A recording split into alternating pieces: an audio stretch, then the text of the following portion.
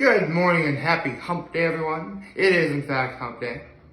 And, yeah, it's hump day. Hump day? Okay, alright, so, let's see, what are my low, my high, my act of kindness? Well, my act of kindness is definitely I took the garbage out for my folks as well as made them dinner. My high is actually the dinner that we had because I was very pleasantly surprised by it. My low, it's starting to get even colder now, for sure. Yeah, it's getting colder out. Anyway, in case anyone's wondering, the other day my folks actually went to Sam's Club, and my mom actually got one of their ready-made chicken pot pies. It's actually pretty good. I mean, technically my mom does make a better one, but I mean, for something like already fresh made out of the store, all you gotta do is put in the oven for like an hour at 375. It's not bad. It's definitely different than what my mom makes. Like, for one thing, normally when you make like chicken pot pie, when my mom does it, she got like, carrots, onions, celery, corn, peas, potatoes. In the Sam's Club chicken pot pie, like, there's barely any celery in it, barely getting any onion, and it's mostly peas and carrots. Don't get me wrong, I love me some peas and carrots. But, chicken pot pie usually has, more to it than just peas and carrots. But it was very good. It was very good. I say you need to be a member at Sam's Club. So if you are a member at Sam's Club and if you haven't tried the chicken pot pie, please do. It's actually quite good. But this next thing really is more of a personal thing for me. But like normally I'm a sucker for that top crust, but it got kind of dry and mealy and grainy. I think I was supposed to put like some sort of like butter spread on top of it or something. I don't know. Maybe if we ever do it again, if my mom ever gets it again, and I'm the one who has to put it in the oven, I'll be sure to try and do something like that. So, okay, listen, it's very clear from the title of the video I've got big news regarding a certain show. So let's get into it. For those of you who haven't watched me for very long, or may have forgotten, or don't already know, one of my all-time favorite shows ever, is Steven Universe. I loved that show. So much so that for a good while, it was my favorite show of all time. It actually beat out Ed, and Eddy for my favorite show of all time. Really.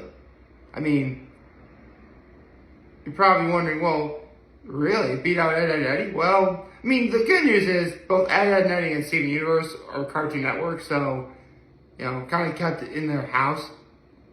I mean, granted, Amphibia is a better show than both of them, and that's why it is my favorite. But until Amphibia came out, Steven Universe was my favorite. And I bring this up because, for starters, as of this past November 4th, which was this past Saturday, Steven Universe is 10 years old. Steven Universe, one of my all-time favorite shows, is only 10 years old. I remember the very first promotions for the show way back in 2013. And they were just so simple.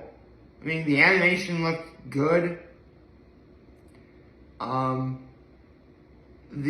backgrounds looked beautiful. But what got me into really giving the show a try, for me, definitely the theme song. I'm not going to sing it because I'm pretty sure I could get copyrighted for it.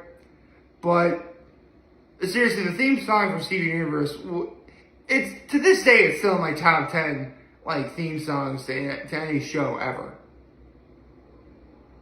So, naturally, around 2019, I was going through some stuff. Well, actually, I gotta back up a little bit. Throughout the series of Steven Universe, there was like some big reveals, and I remember seeing them all. By the way, you're about to hear some spoilers. The fact that Garnet was actually a fusion between Ruby and Sapphire. The fact that, you know, at the end of the day, Rose Quartz, Steven's mom, was actually Pink Diamond, and therefore Steven is now Pink Diamond. And yes, I was there for Change Your Mind. Although, I actually did a video about this years ago. I mean, Cartoon Network called it the Battle of Heart and Mind. But the episode is called Change Your Mind. With respect to the Round Table and Awestruck Box, shout out to the Round Table and Awestruck Box. I'm going to keep calling it Change Your Mind. As it did have a controversial ending. And by controversial, I mean it was rushed. And the same way for the sequel series, Steven Universe, where Steven kind of got corrupted and felt out of place after everything that happened in the original show. Basically, the complaints, Steven Universe's endings, both for the original run and Steven Universe Future, are very divisive. I mean, personally, I love both of those shows. I mean, obviously not every show you ever watch is going to be perfect, but I didn't really pay much mind to both endings of the show because, well, to me, I didn't see anything wrong with them.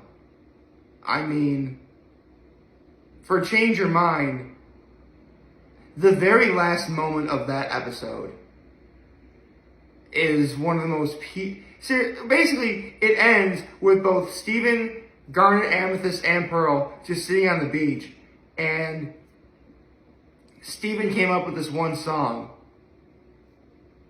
which actually has the title of the episode in the song. So I'm not, again, pretty sure I'll get copyrighted if I do sing it, so I'm not going to sing it here. But give it a listen. It's really good. As for Steven Universe Future, I mean, look, they clearly left it open for any potential return. I mean, basically, Steven goes off on a journey saying goodbye to Beach City and trying to find himself. And that's how Steven Universe Future ends. So clearly, they leave it open for a potential series return. And that's the point of this video. Because in a recent interview, Rebcca Sugar, the creator of Steven Universe, has hinted that she wants the show to come back. Which is something I myself have always advocated for. Not just the return of Steven Universe, but literally any show that we watched and grew up with. For example, again, before Steven Universe, Ed and Eddie was my all-time favorite show. If the show ever came back, it should be on Danny Antonucci's terms, and no one else's. Danny Antonucci is the creator of Ed and Eddie. Star vs. the Force of Evil, another show I really liked. You know, if that show comes back, it should be on Darren Nefsey's terms, and no one else's. Amphibia, my all-time favorite show. If that show came back, it should be on Matt Brawley's terms, and no one else's. My point is, I am an advocate for those shows coming back, but only if it's on the terms of the actual creators of those shows. And the thing of it is, it's Rebcca Sugar. For those of you who don't know, if you've ever seen Rebcca Sugar in any interviews or conversations or anything like that, she is like the nicest person ever. Like, you listen to her talk, you listen to her, she plays a mean ukulele, by the way. Like, you hear her talk or sing, you're like, yeah, I totally buy that this woman created Steven Universe. And not to mention, kudos to both her and her writing team, because they really did tackle some serious issues. Most notably, it was the first time that a same-sex couple was introduced in a show, an animated kids show. It's also the same show where both members of said couple got married.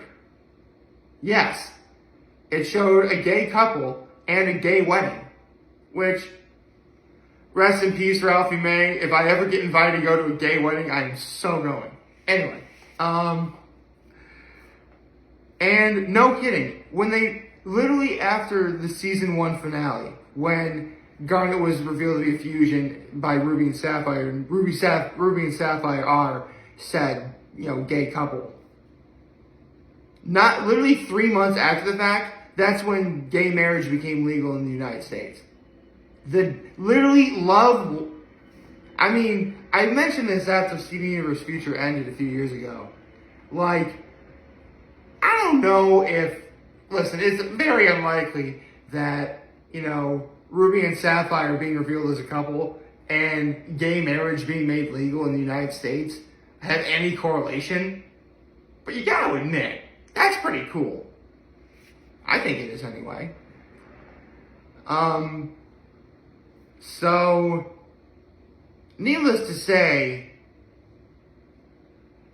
one of the main problems with both Steven Universe and Steven Universe Future's endings are the fact that some things need to be resolved. Which, again, if what Rebcca said is true and she wants the series to come back, we're going to get. And if you couldn't already tell, I trust the creator of the show. I respect the creator of the show. Therefore, what she says goes. Of course I'd be thrilled to see Steven Universe come back. Listen, if something like that would ever happen, chances are a couple things, and this is something that Awestruck Vox on the roundtable mentioned when I saw his video yesterday regarding the possible return of Steven Universe. If it comes back, it's probably going to be on streaming, for starters.